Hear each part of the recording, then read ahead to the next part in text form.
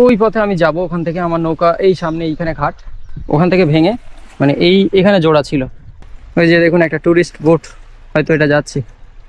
আলকাতরা নাকি এখানে রং হচ্ছে? ও আচ্ছা, দাদু দাঁড়িয়ে আছে, বাড়িটা দেখুন।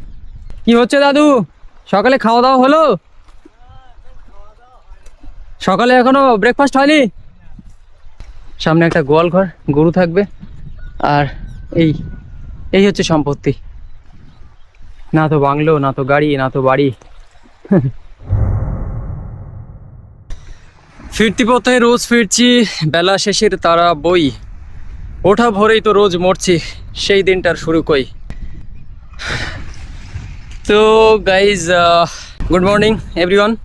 এই জায়গাটা জাস্ট আগে একটু দেখাই আপনাদের। আমি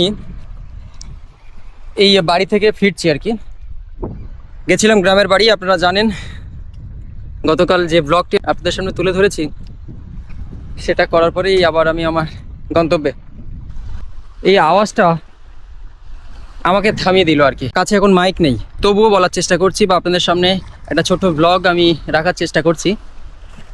আর মাইকটা কেন এর সাথে আমি আজকে এই ভিডিওতে ব্যবহার করছি না, বা আপনাদের কাছে মাইক নিয়ে কেন কথা বলছি না, তার কারণ হচ্ছে এই যে দেখুন,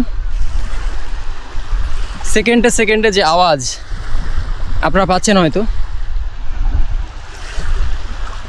তো এই আওয়াজটার জন্যই আমি এখানে দাঁড়ালাম। এবং এইরকম একটা অনাবিল সৌন্দর্য, চারপাশটা সবুজ এবং সবুজ।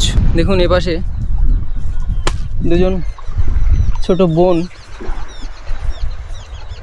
ওই তাদের গরু কিন্তু ছেড়ে গেল মাঠে, খুব সুন্দর। একজন দাদু এখানে দাঁড়িয়ে আছে। কি হচ্ছে দাদু, সকালে খাওয়া দাওয়া হলো? সকালে এখনো ব্রেকফাস্ট হয়নি? আচ্ছা, তা এখন কি খাচ্ছেন? বাদাম। গতকাল ওই মেলায় গেছিলেন? আমাদের এখানে যে ওই মেলা হয়, হরি মেলা, গেছিলেন? মেলায় যাওয়া হয়নি? আচ্ছা, উনি বলছেন বাড়িতে কেউ নেই, গরু বাছুর, মানে এটাই হচ্ছে জীবন অ্যাকচুয়ালি। দেখুন, থামতে আপনাকে হবেই। দেখুন পথটা, এই পথে যাব, এখান থেকে গিয়ে আমার নৌকার যে ঘাট, এবং সেটা হয়ে আমি আবার কলকাতা ফিরবো। আর রাইট নাও এটা হচ্ছে ওই পাটটা কুমিরমারি বলে।